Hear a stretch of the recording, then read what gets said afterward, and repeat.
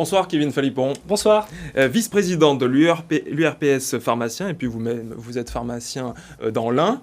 Alors chaque année, en moyenne, 210 pharmacies mettent la clé sous la porte en France. Le nombre d'officines est passé en dessous de 20 000.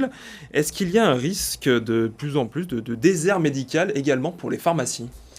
Alors en tout cas, s'il y a un risque de désert médical, le but c'est un peu de tirer la sonnette d'alarme sur cette situation. Comme vous l'avez dit, au cours des 10 dernières années, on a quand même une vraie dégradation du maillage qui reste présent à bonne échelle au niveau local, mais il y a cette cote d'alerte, on passe en dessous des 20 000 officines, et puis l'impact des fermetures n'est pas le même en fonction de certains territoires. On peut bien comprendre que par exemple en métropole, on aura un impact qui sera beaucoup plus limité en termes d'accès, alors qu'une officine qui ferme sur un petit village, l'impact au niveau de la population sera beaucoup plus important. Alors quels sont les endroits, là, notamment dans le Rhône, où il y a le plus de pénurie, on va dire, de pharmacies ? Alors, on a fait une étude avec l'URPS pharmacien. Le Rhône est un peu épargné, et heureusement pour le département, parce que, bien sûr, on a la métropole de Lyon, puis quelques villes au nord. Malgré tout, on a recensé, en fait, notre étude avait pour but de déterminer un nombre de pharmacies dites essentielles dans l'avenir, puis fragiles. Donc, sur lequel il faudrait déployer des mesures afin de les sauvegarder. Dans le Rhône, on a identifié une pharmacie, ce qui peut paraître assez peu, mais point de vigilance, par exemple, quand on fait une projection sur cette fermeture de pharmacie qui se trouve plutôt dans le nord du Rhône, bien sûr qui n'est pas au niveau de l'agglomération lyonnaise. Plutôt dans le Beaujolais, du coup. Voilà, plutôt dans ces coins-là, même si on ne va pas stigmatiser les confrères ou les consoeurs en question. En fait, on constate que si on la fait disparaître dans quelques années, parce qu'on l'a identifiée comme fragile à partir d'un certain nombre de critères, c'est-à-dire sa taille, son environnement médical, on a à peu près plus de 2500 personnes qui vont se retrouver à plus de 15 minutes d'une nouvelle officine qui va les desservir. Donc on voit que même quand on parle d'une seule officine, on voit que l'impact populationnel peut être malgré tout extrêmement important. Faire de nombreux kilomètres, passer du temps, 15 minutes, c'est beaucoup trop pour trouver un pharmacien. C'est beaucoup trop, vous avez tout à fait raison, d'autant plus avec une population qui vieillit. On se rappelle que dans quelques années, on a plus de 30% de la population française qui aura plus de 65 ans, donc c'est quand même des taux assez importants. Qui aura du mal à se déplacer aussi. Qui aura du mal à se déplacer, perte d'autonomie. On a le même problème malgré tout, il faut toujours faire la corrélation entre nos seniors qui ont des problèmes un peu similaires aux jeunes actifs. La maman, parfois, elle peut être moins mobile avec les enfants, etc. Et pour vous donner quelques chiffres assez importants, sur l'étude au niveau de la région Auvergne-Rhône-Alpes, on estime qu'on a identifié à peu près 81 pharmacies qui seraient essentielles et une cinquantaine, 53, 51 exactement, qui seraient fragiles. Dans ces officines-là, si on les fait disparaître intégralement, ce qui est un scénario assez plausible, on estime qu'on a plus de 70 000 personnes qui vont être à nouveau de 15 à 10 minutes d'une officine, ce qui représente au total par rapport actuellement 2 fois la population de Saint-Étienne. Et si on se met dans le pire des scénarios, on estime qu'à la moitié de cela, c'est-à-dire près de 40 000 personnes qui vont être à plus de 15 minutes d'une officine. Et ça représente, quand on prend la population totale d'Auvergne-Rhône-Alpes, plus d'une fois et demie la ville de Valence. Alors il y a des problématiques évidemment en milieu rural. Malgré tout, même en métropole, il y a de moins en moins d'officines.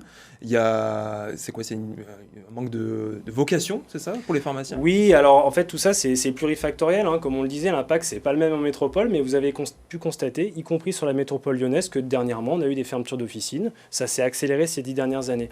Les causes, elles sont multifactorielles. Et concernant la métropole, on a un vrai problème d'attractivité sur le métier. Aujourd'hui, on sait que les facs de pharmacie, malheureusement, certaines promos, il manque des étudiants. Ça peut monter jusqu'à 30%. Alors, c'est le cas à Lyon, mais c'est le cas ailleurs en France. Des places qui sont vacantes. Complètement. Donc, ça veut dire qu'on ne forme pas des pharmaciens là où on en a besoin. Là où, comme dans les autres métiers et professions médicales, on est confronté à un papy boom, c'est-à-dire à une génération qui va partir à la retraite. On a également l'évolution des modes d'exercice, c'est-à-dire que forcément un jeune, comme un jeune médecin, n'exerce pas pareil la pharmacie d'officine. Et aujourd'hui, un jeune qui reprenait une officine en ruralité, qui faisait du 50-60 heures par semaine, c'est beaucoup plus difficile à trouver. Et justement, c'est pour ça qu'il ne s'installe pas. Et puis en post-Covid, on a un problème quand même globalement de désaffection des métiers de la santé, qu'on a eu également chez les infirmières, chez les infirmiers, chez les médecins, chez pourquoi pas les kinés. Et tout ça, c'est multifactoriel et ça fait que ça amène une certaine tension et une certaine sonnette d'alarme à tirer sur la pharmacie d'officine également. C'est quoi les pistes là, que vous avancez du côté de l'URPS là, justement pour remédier à cette situation? Ben, tout à fait. Nous, ce qu'on dit, c'est que je pense qu'il faut quand même faire attention à préserver le modèle français de l'officine. Le modèle français de l'officine, c'est le monopole, c'est-à-dire la sécurité de délivrance du médicament. Et puis, c'est l'indépendance du pharmacien, c'est-à-dire qu'il est professionnel libéral, non adossé, il prend des comptes à lui-même, il est seul actionnaire de son entreprise.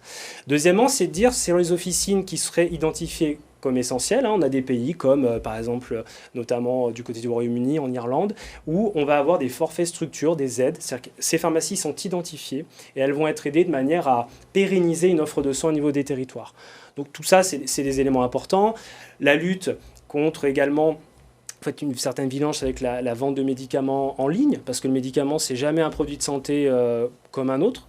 C'est jamais un produit, pardon, comme un autre. C'est pas un paquet de pâtes, un Doliprane. Donc ça nécessite un conseil. Donc la vente en ligne, vigilance avec ces mesures de libéralisation. Et puis voilà, le développement, l'interprofessionnalité, le renforcement, bien entendu, de l'accès aux soins.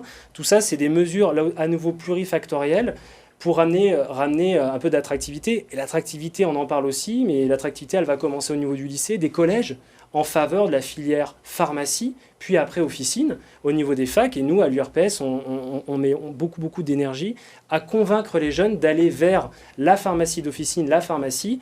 En santé, il n'y a pas que la médecine, il n'y a pas que kiné, il n'y a pas que dentaire. Il y a aussi la pharmacie, la croix verte, et c'est plein de métiers, c'est notamment l'officine. Est-ce que le regroupement de pharmacies peut être aussi une solution? Dans certaines régions, j'ai vu que c'était déjà le cas pour que plusieurs professionnels puissent s'entraider aussi, justement sur une amplitude horaire qui est importante.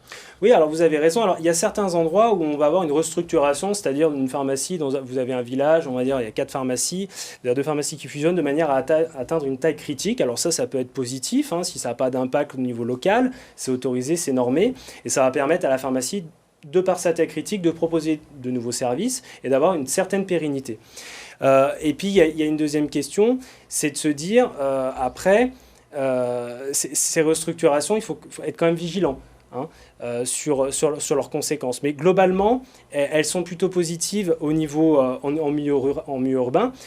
Il y a le regroupement aussi en maison de santé, c'est-à-dire qu'une pharmacie qui va bouger de quelques centaines de mètres pour venir se regrouper avec des médecins, des dentistes, des infirmières, de manière à pérenniser l'offre. Ça a été mon cas par exemple, et ça permet pareil d'avoir des officines d'une meilleure taille critique qui vont pouvoir être transmises aux jeunes. Voilà. Bien entendu, on comprend bien qu'une restructuration d'une officine sur un village où il n'y a pas d'autres officines et il n'y a pas forcément de possibilités, ce n'est pas une solution.